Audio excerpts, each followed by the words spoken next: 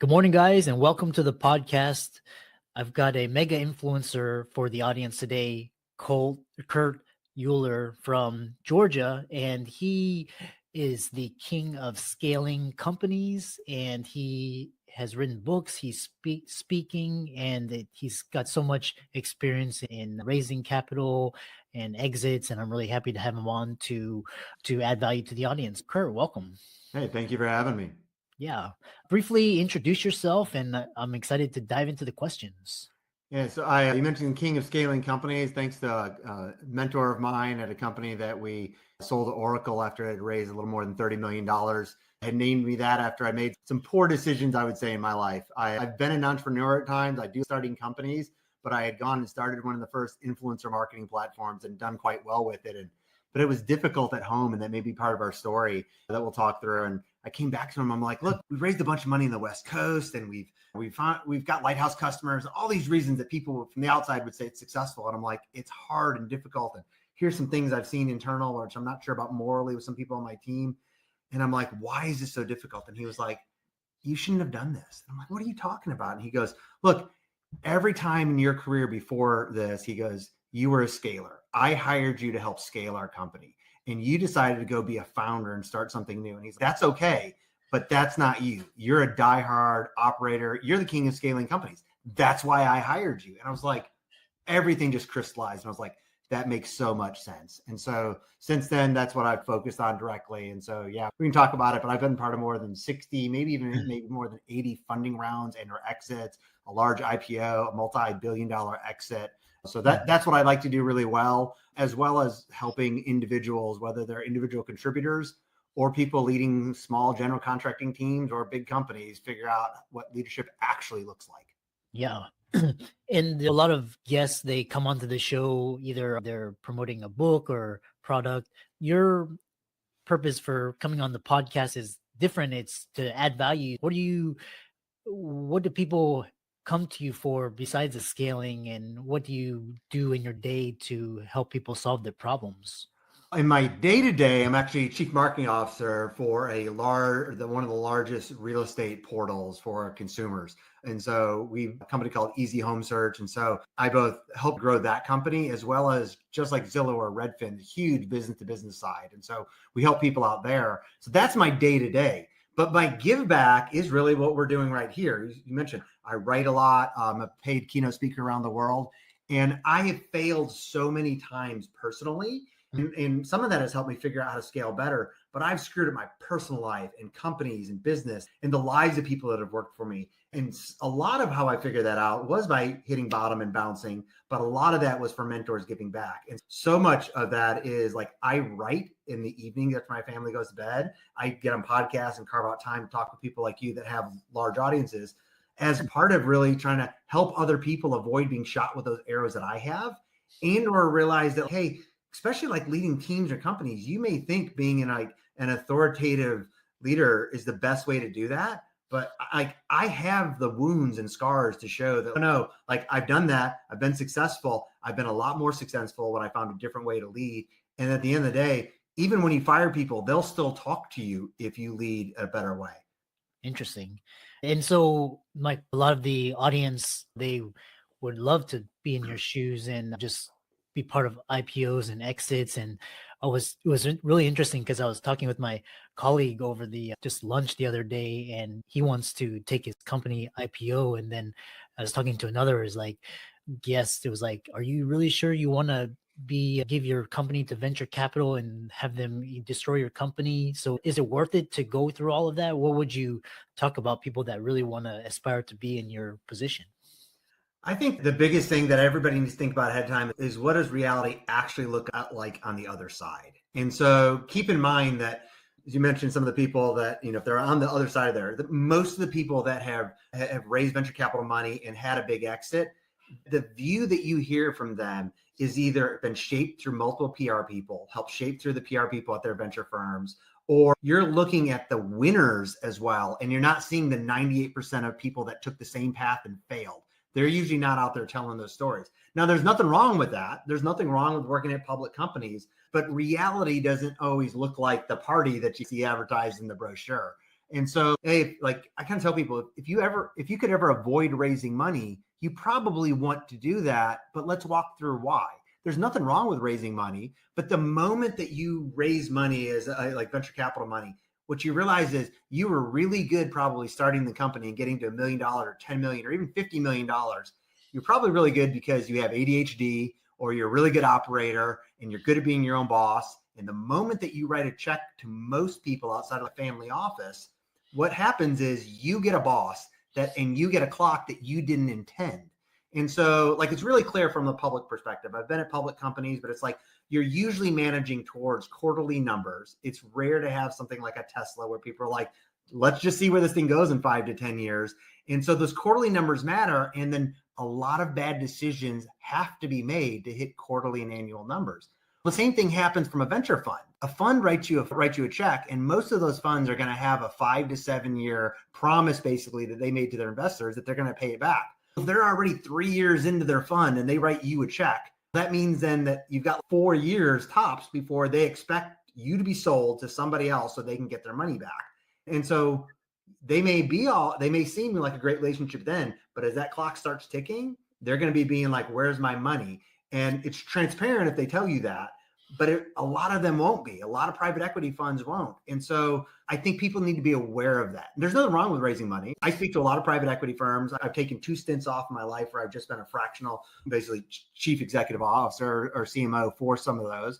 And there's nothing wrong with that, but it's like even in the PE world, there are people that have that time horizon. And then there are some private equity firms that will act more like a family office that says, look, we have an anticipated time of return, but like you need to check with the companies they've invested in. But because some of them will say this and it's not true, but many will say, but if we get a company that could go public, we'll hold on to that, forgetting what our return rate is. And so I think that's just what people need to be aware of is what does it actually look like if you take that check? And most of us don't think about that. Yeah. The other question is, because you mentioned the difference between you had someone early on, a mentor, tell you you're great at scaling. What are the skill sets that make founders successful and the skill sets that make people that scale companies successful? How are those different? Yeah, the founder I find often is much more like most all of their life. Often they may be just really good at their job, but it's rare. I see much more blue collar jobs at that point where you're a really good plumber and then you start growing that. But especially like in technology or services and larger things, they're like the person that I like going hiking, but I'm not going to be the person with the machete carving out part of the forest. And so that's the entrepreneur. That's the founder. The founder is really good at going into complete chaos and making stuff go, getting cash flow positive. They're often better at the specific roles in their company than anybody that they hire, which is also why they were able to start early. There's nothing wrong with that. But they're often so focused on like the blood dripping from their mouth from the next sale that it hurts them from growing, which happens before scaling to me. And so often most founders, they'll be really good at maybe hopefully getting to a cash flow positive and net earnings, but then they're going to start to tap out. And it's going to happen at different levels, but it's rare for me to find a founder that could make a SaaS company grow past the 10, maybe even 25 million a year in revenue. It happens, but it's rare. Now we hear all those stories, but if you look at the percentages, it's 99% will drop out at one of those funding rounds. Then you move into that growth stage where hopefully people will bring in, or the smart CEOs at that point and founders will say, I need a COO, some chief growth officers that could be that growth engine, and they'll help them get through growth and putting kind of the belts and suspenders on. What does it look like to know when I put in $1, I get 5 out the other side? But that's still different than where I come in. Like I'll come in at the later end stage of that a lot of times. I'm great at scaling. So I've got that a little bit of both. So I'm always going to be out there, like for what I do is true scalers. We're always going to be pushing those standard operating procedures like a growth person would as much as possible, while taking myself and a small team to go try to mad scientist the next stuff that would put everything else out of business and say, hey, come back to the content team and say, hey, we might have a 30-person content team. Y'all are doing great. We've been testing stuff over the last 6 to 8 months. We're not quite finished yet, but we're weeks away from. Everything's going to change, and we're going to 300x the amount of work we're doing. Interesting. What patterns do you see in companies that scale well versus the ones that stall out? The core one is something that almost nobody will write about, and keynote conferences love it. The number one trait is an entire executive team and board that asks themselves every day, what am I wrong about? Acknowledging that there's things that they are wrong about that they don't know and that they actually think they're right about. And I just I say that of, if I look back at myself, at any point in my career, there's things that I could go back and say, look, over the last 6 months, here's something that's happened that when I made the decision X number of months or years before, I thought it was the right decision. It wasn't just that I got new data. It's that now, as things have shifted and changed, if I knew everything, I could have known everything then, or at some point before now, that would have said that decision I thought was right was actually the wrong decision. Not a little wrong, but like fundamentally wrong. Because I'm asking myself that every day, and I have exercises that I go through and I coach people through that, then I'm always bringing that into one-on-one meetings. I'm taking that into team meetings and saying, hey, Chris, we're sitting down now. This is how your team's running. It seems like it's going good. You may not be able to crystallize something that's wrong, but do you have any gut feelings about something? And you start having those conversations so people feel safe. And then the next thing that the best teams that scale do is, when things come up that specifically those leaders were wrong about, and it's now they've realized that they were wrong about that, they take that back to the entire team and company and they let everybody know it. Because if they don't do that second step, people don't actually believe that you're open to critical feedback or being wrong. They think you sound like all these companies that have great mission statements and culture statements. Then you get inside and you go, the brochure is not like what being in this company is for. But when people come back and say, look, here's how I screwed up, personal one-on-one relating to this person on the team. Here's a fundamental strategy that I brought forward that I thought was right. And here's what we now know is wrong. And I own that. And I figured that out because this person brought it to me. You've now given permission to everybody that says, no, we're actually open to feedback. Interesting. And along the same lines of scaling, when going from 5 million to 50 million, or going from 50 million to 250 million and beyond, what are the biggest execution mistakes mid-market companies make when trying to go through different levels? The biggest mistake that I see, especially as people are trying to scale up to that like 50 to 250 million, but it does happen less than that, is they get so focused on short-term decisions that they lose the momentum that they need to grow in the medium term and long term. And I give that an example, like back to, if you've raised venture capital money, like people are usually wanting to exit very short term. And if you haven't had upfront that discussion that says, before we talk about strategies anywhere else or where we spend money, the only thing we need to decide is how much of the budget do we want to allocate, whether it's in product or marketing or sales, how much do we want to allocate to the next 6 to 12 months of revenue that we're going to bring in, like 12 to 36 months, and then 36 months on. And what I hold people back there is I say, when I talk about like 36 months and on, what I mean is you invest $1 today and zero return on it. Now we can track leading indicators to know that we're on right. But for each one of those later horizons, imagine if you invested $1 million today and you get zero benefit until 36 months and 1 day. Now we can know if we're on the right track. And so it's not like just writing money away. That's the first discussion that people need to have, because when they do that, now we can start to have better discussions within each of those time frames. And it's fine if upfront the board and the investors say, hey, we just want to put 99% of the money towards the next 6 to 12 months. Then that makes it very clear that says we're putting off a lot of this brand building, the trust, the things that's going to grow awareness and help us beat the 800-pound gorilla that's in our category. And most people won't have that difficult discussion up front. They'll just charge forward the strategy, they'll muddle it all together.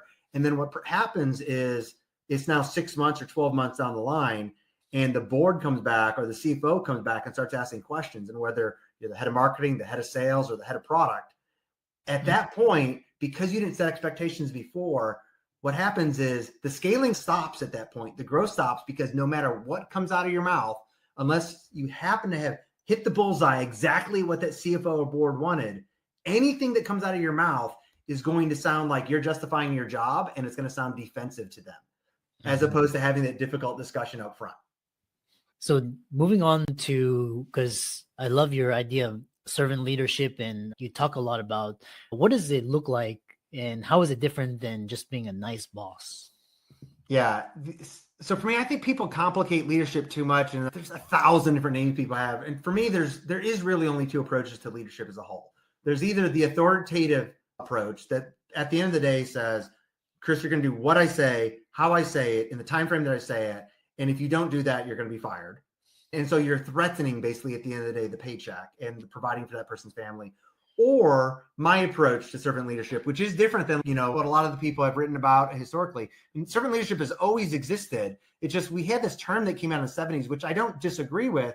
But for me, it takes the approach in the past of servant leadership is like a moral based thing. It's how you should treat people. And while I may agree with that, I think it's different than that. I think at the core, it says servant leadership says, I don't hire you to do a specific job. I hire you to help me and the company reach a business outcome, at which point my job should be to do everything I can to help you reach the business outcome I hired you for, which puts me in the place of a servant. That could be coaching. That could be, hey, the development team is running really late and we need them to be working 80 hours a week right now for launch. Maybe the best thing I could do as the chief marketing officer is order you all food and send food home to your families because I'm wanting you to hit a business outcome for me. And so everything else at that point is a flavor of leadership underneath those two. And when you do that and you pair it with what we talked before about being humble with saying, I might be wrong with things, people actually, you don't have to hold people accountable. I don't believe you actually can hold people accountable. So if the authoritative person is wrong anyways, when you do that and you set expectations and I tell you, I've hired you for this outcome and this is what we're trying to do, and I treat you right, and you know that, hey, I will still fire you, but I'm trying to help you be successful because then we will be successful. There's no need to hold people accountable. They want to work for somebody that feels like that they're in the trenches with them. Interesting. And you said every leader is wrong about at least three things in business and personal life. And what do you mean by that? Yeah, so we touched just a little bit about that. The three things specifically is an exercise that I do every day. And I do it separately for business versus work. But like in the morning, because I'm getting ready to go to work, as I'm brushing my teeth, I'm literally going through. So it's only 30 seconds to a minute. And I'm asking myself, what could I be wrong about in the business today, managing my teams today, what I'm having them doing that I think I'm right about, but it's fundamentally wrong. And just that little 30-second exercise gets me start thinking through, as we mentioned, there are things that you're doing right now in your business that you think are the right thing to do. It's not just that there's something slightly better, that there's a major change that you could be doing. And so when you're putting that in place, what happens then is your mind is open to seeing those things, hearing things, making experiments to test that. And so instead of waiting 2 years from today to find something out that you're wrong about, when you change your philosophy and you're open to that you could be wrong, you're not walking into a meeting being like, I'm right. What you're doing is walking in and being like, I know I'm generally right, but there's things that I think I'm right about, I could be wrong about. And what happens is you don't have to wait 2 years to that. And everything, all the systems start to come in place then, and things will surface so that instead of waiting 24 months, you'll figure it out in 4 months or 6 months. So compound that in your business or your personal life or your career, and imagine everything that otherwise might have taken you 2 years to figure out, you figure out 18 months sooner, which means then you're not now waiting 24 months to start the next 2 years. So you're 6 months out. So things start to compound so quick in your business. And I mentioned that the personal life, because I started doing it at work and I was like, yeah, it made so much sense and changed how people responded at work. And then I thought about it. And I have a friend named Merrick First, he's a professor at Georgia Tech, and he helps lead people through corporate innovation. And he was like, yeah, the worst thing that people often do is you'll go ask your wife, hey, what do you want to do for dinner? And he was like, you bring some of your business stuff in. So you start asking more questions when she's, I don't know. And you're testing. And you're like, would you like tomatoes? Because you're trying to figure out, or would you like Italian? You're trying to figure out Italian, and maybe she really wants tomatoes. Maybe that means Greek. He was like, no, she's wanting to go to dinner with you. She might have an idea, and if not, she just wants you to choose. And don't take this in. And I was like, yeah, I've done that before. He was like, Kurt, if you think about it, the same things you do at work, you're probably approaching things with your wife or your kids in the same way, where you think it's the right way to approach those conversations, and it's not. And he was like, here's the good thing is, you can probably ask, and if you ask properly, they will actually give you feedback as long as they don't think you're going to bite their head off. And I was like, So I started asking some of those questions.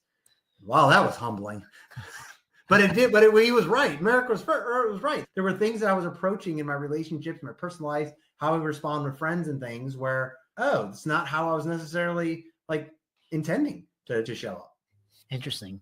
You mentioned a lot the corollaries between professional and personal, and are the same principles that you apply to scaling companies, the same servant leadership principles, do they apply to parenting and marriage and raising a family?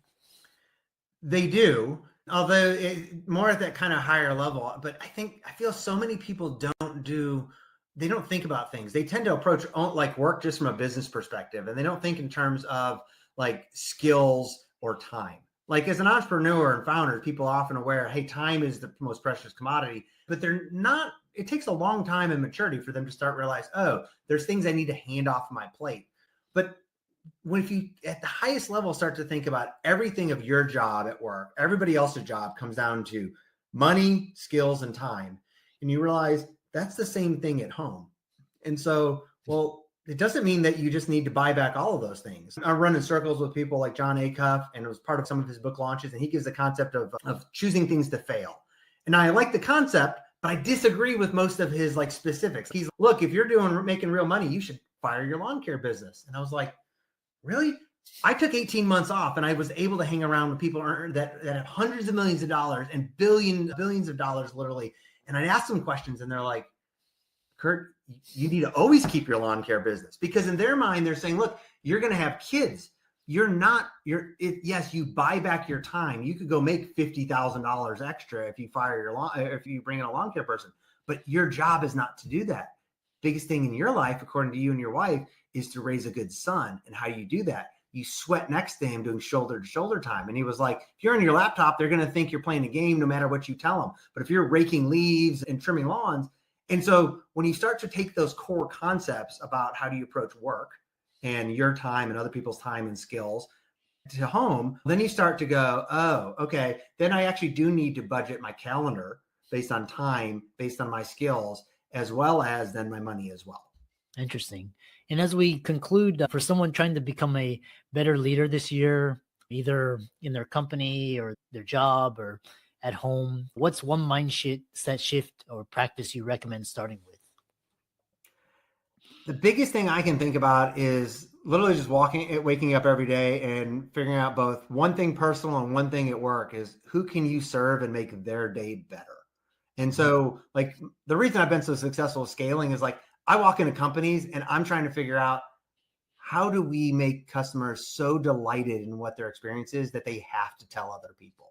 If you think about that for your wife or your kids, like it's the same thing. And so if you can just wake up and go, look, what's the one thing I could do to make somebody delighted when they show up at work? That's going to change everything for you. I love that. I really love that. And how can people connect with you and reach out to you, learn more from you, and just connect with you? So if you care more about leadership and some of the family stuff, kurtuhlir.com, my personal website, or you can just go to Google or any LLM and type Kurt Servant Leadership and all the roads will lead back to me. If you want things a little more on the business side, follow me on LinkedIn. Excellent. I really enjoyed this. I love your passion and we love giving back, and the audience really appreciates this. Keep up the great work. Yeah, thank you for having me.